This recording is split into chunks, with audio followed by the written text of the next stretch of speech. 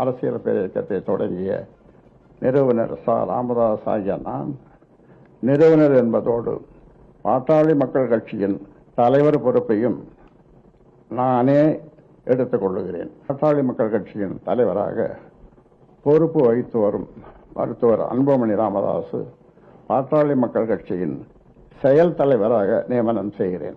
பாட்டாளி மக்கள் கட்சியின் தலைவராக தானே தொடரப்போவதாக ராமதாஸ் அறிவித்துள்ளது அக்கட்சிக்குள் மீண்டும் சலசலப்பை ஏற்படுத்தியுள்ளது. ராமதாஸின் இந்த அறிவிப்பை ஏற்க மறுத்துள்ள அன்புமணியின் ஆதரவாளர்கள் அவருக்கு ஆதரவாக குரல் கொடுக்க தொடங்கியுள்ளனர். அதே சமயம் ராமதாஸ் அறிவிப்புக்கு கட்சி நிர்வாகிகள் பலரும் வரவேற்பும் தெரிவித்துள்ளனர். ராமதாஸ் அறிவிப்பு தொடர்பாக கருத்து தெரிவித்துள்ள பாட்டாளி மக்கள் கட்சியின் பொருளாளரான திலகபாமா அன்புமணியை தலைவர் பதவியிலிருந்து நீக்கியது தவறு என்றும் பாமகவில் ஜனநாயகம் கொலை செய்யப்பட்டுள்ளதாகவும் விமர்சித்துள்ளார். அன்புமணிக்கு ஆதரவாக திண்டிவனத்தில் உள்ள ராமதாஸ் இல்லம் முன்பாக குவிந்த அவரது ஆதரவாளர்கள் அன்புமணியை மீண்டும் தலைவராக அறிவிக்க வேண்டும் என முழக்கமிட்டனர்.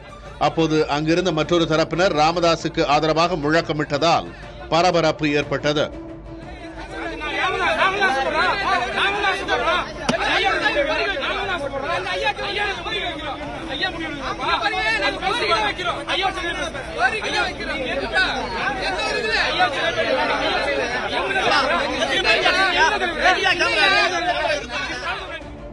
செயற்குழுவை கூட்டாமல் ராமதாஸ் தன்னையே தலைவராக அறிவித்துள்ளதும் அன்புமணியின் பதவி பறிப்பும் ஏற்கப்படுமா என்ற கேள்வி எழுந்துள்ள சூழலில் இது தொடர்பாக அன்புமணி தரப்பிலிருந்து எவ்வித கருத்தும் வெளியாகவில்லை. அவர் தந்தையை எதிர்க்காமல் சட்டமன்ற தேர்தலை கருத்தில் கொண்டு கட்சி பணிகளை செய்வாரா அல்லது எதிர்வினை ஆற்றுவாரா என்பதை பொறுத்திருந்துதான் பார்க்க வேண்டும்.